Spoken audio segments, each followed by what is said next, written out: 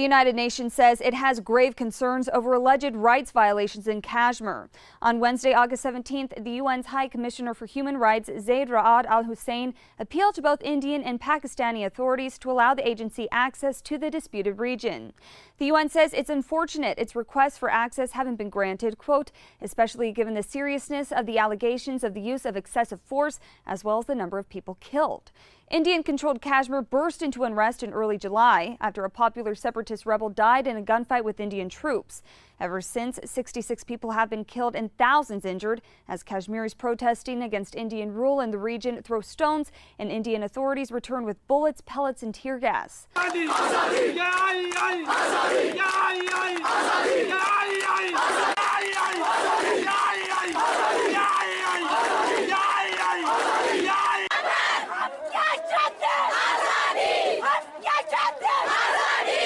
In a social work field from last 3 years. I have seen how many people have been disappeared in this valley. There are at least 10,000 people who are illegally disappeared, whose graveyards have been found in Boniar area. I beg to the UN, who are just the mute spectators of this brutality in Kashmir, who are just doing nothing.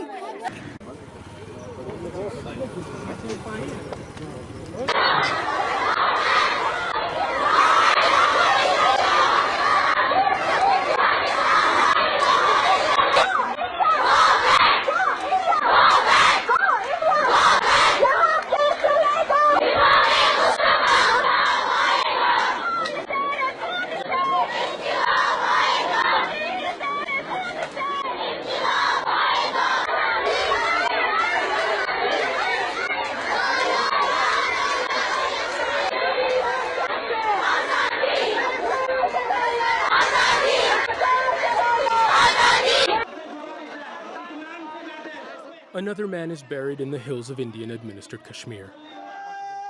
25-year-old Sayyid Ahmad Sheikh died of a head injury after being hit by a tear gas canister. For families mourning their dead, grief has become a way of life.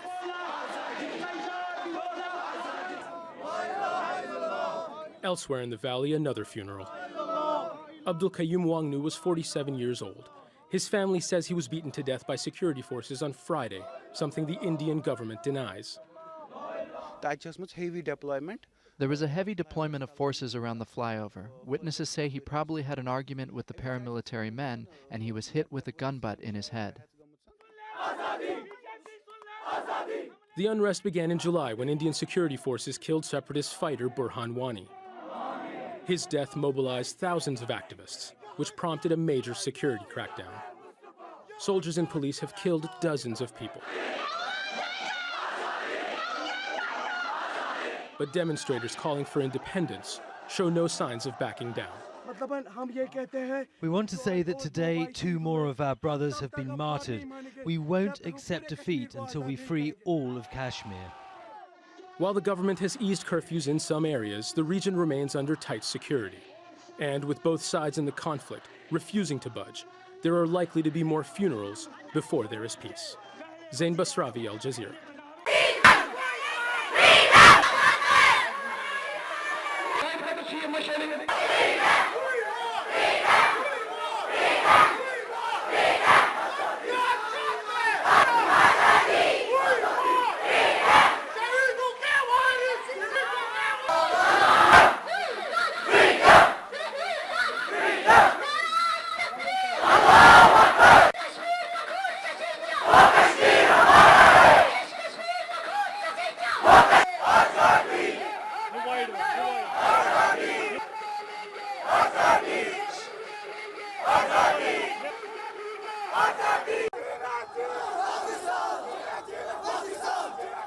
Kashmir में जारी एहतजाजी लहर से हिंदनवाज सियासी जमातों की साख मजीद मुतासिर हुई। वजीरों और अराकीन असम्बली की गाड़ियों या रिहाइश गाहों पर मुश्तइल मुजाहिरीन ने हमले किए।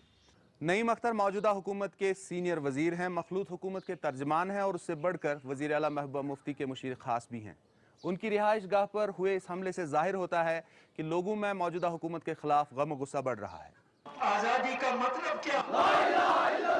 अलहदगी पसंदों ने हिंदनवाज सियासी कारकुनों से कहा है कि वो तहरीक में शामिल हो जाएं। इस अपील के बाद हिज़्ब इख्तिलाफ के रहनुमा इफ्तिखार मिसगर ने नेशनल कॉन्फ्रेंस से इस्तीफा दे दिया और सरकारी सिक्योरिटी को तर्क कर दिया। अवामी तहरीक में शमूलियत का ऐलान उन्होंने एहतजाजी मुजाहरे के दौरान किया और इस मौके पर हिंद मुखालिफ नारेबाजी की। भारत के ऐवानों में अब तो मकामी असम्बली के मुंतखब मेंबरान भी अलहदगी पसंदाना लहजा इख्तियार कर रहे हैं।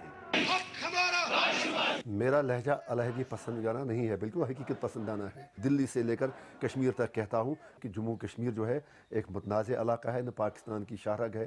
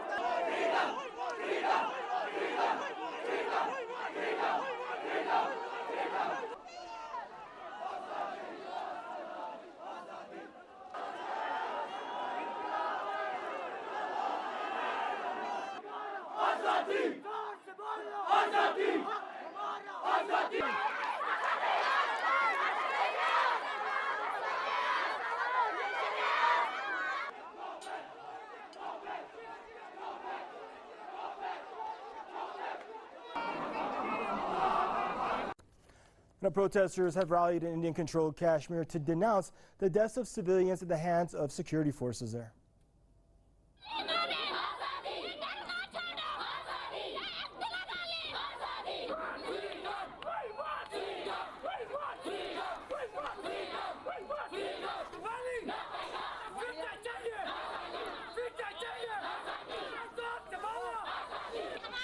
Our goal is that we should get freedom and we don't fear their bullets. We pick up stones only when the security forces fire bullets and pellets at us. So many of our brothers have been martyred, but no one is talking about it. Latest protests flared up after Mourning, anger, grief, fear and desperation. These are the best words to describe the ongoing unrest in the Indian-administered Kashmir. The entire valley appears to be abandoned and disconnected from the rest of the world. Weeks after the deadly bloodshed, the United Nations has finally broken its silence, calling on India and Pakistan to grant it access to both parts of the valley. Of course, the condemnation is not enough. We expect more and more international groups to come forward and condemn the use of these heinous weapons which the Indian state is using against the people of Jammu and Kashmir. We are hopeful that now the international community will wake up and shun its prejudice towards the people of Jammu and Kashmir. The UN's High Commissioner for Human Rights, Zeid Ra'ad Al Hussein, has deeply regretted the United Nations not being granted access to Kashmir. The body wants to independently interview victims, witnesses and security forces, given the seriousness of the allegations of an excessive use of force by Indian security forces. They misusing these powers, the draconian powers they have given. They are killing the innocent people, the non-combatant Kashmiri, for the awards and rewards they're getting from the government. Clashes erupted in Kashmir in early July after the killing of a popular pro-freedom fighter by Indian forces. Since then, over 65 people have been killed and more than 6,000 injured in clashes between the protesters and Indian forces. In the recent weeks, New Delhi has constantly prevented UN's access to turmoil-ravaged Kashmir Valley. This has raised questions about India's seriousness and sincerity in solving the dispute between India and Pakistan over Kashmir. Activists fear if the situation persists for long, Kashmir could plunge into a civil unrest. Shana Bhatt, Press TV, Indian-controlled Kashmir. Violence continues in Srinagar. What was supposed to be a day of festivity and celebration turned out to be quite different. After the Eid prayers, protesters, mostly youths, turned out in large numbers.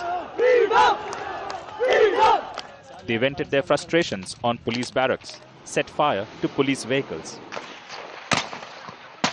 The Jammu and Kashmir police was cautious and fired into the air to disperse the crowd. no casualty was reported. This year has been one of the most violent in recent memory. 70 deaths in the last 3 months, mostly young, killed by security forces' bullets. Many in Indian-administered Kashmir are now looking at the central government to take some positive steps in order to reduce the tension. But nothing has emerged so far. And it remains to be seen now how the Indian government will calm the rising frustration of the youth of Kashmir. Nilanjan Chaudhary, Al Jazeera, New Delhi.